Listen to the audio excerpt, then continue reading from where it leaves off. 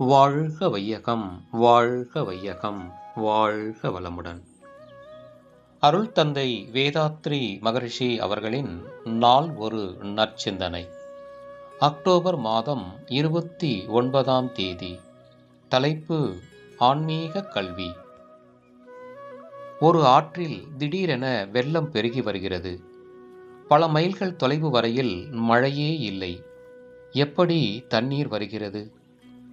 இதன் காரணம் அறிந்தால் எவ்வாறு ஒரு நாட்டில் திடீரென போர் உண்டாகிறது என்பதை அறியலாம். எங்கோ பல மைல் தொலைவில் நல்ல மழை பெய்திருக்கிறது. இது ஒரு மேடான பூமி. மழை நீர் கடலை நோக்கி ஓடுகிறது. அந்த நீரைத்தான் வறண்ட ஆற்றில் பெரும் வெள்ளமாக காண்கிறோம். இதேபோல உலக மக்கள் வாழ்வில் கணக்கிட முடியாத துன்பங்கள் நிலவுகின்றன. எல்லா துன்பங்களுக்கும் காரணம் மனிதன் மதிப்பை மனிதன் அறியாமல் செய்யும் தவறுகள்தான். எப்படி?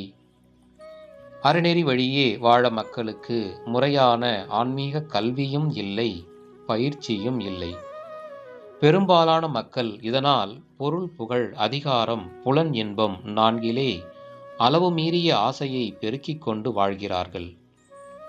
உண்மையில் மனிதனுக்கு பொருளும் புலன் இன்பமும் வாழ்வில் இன்றியமையாதவை. ஆயினும் அவற்றை பெற தனது நேர்மையான முயற்சியும் உழைப்பும் வேண்டும். உழைப்பின்றியே பொருளும் இன்பமும் பெற வேண்டும் என்ற வேட்பே அதிகாரத்திலும் புகழிலும் அடங்கியுள்ளது. இதனால்தான் உலகம் முழுவதும் மனிதகுலம் பொருள், புகழ், அதிகாரம், புலன் இன்பம் என்ற நான்கில் ஆசையை பெருக்கிக் கொண்டு என்றும் எதிலும் நிறைவு பெற முடியாமல் இன்னும் வேண்டும் என்ற முடிவில்லாத, அமைதியில்லாத மனநிலையில் சிக்கிக் கொண்டிருக்கிறது.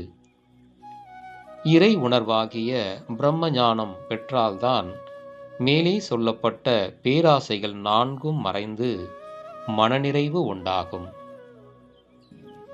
அருள் தந்தை அவர்கள். வாழ்க வளமுடன்.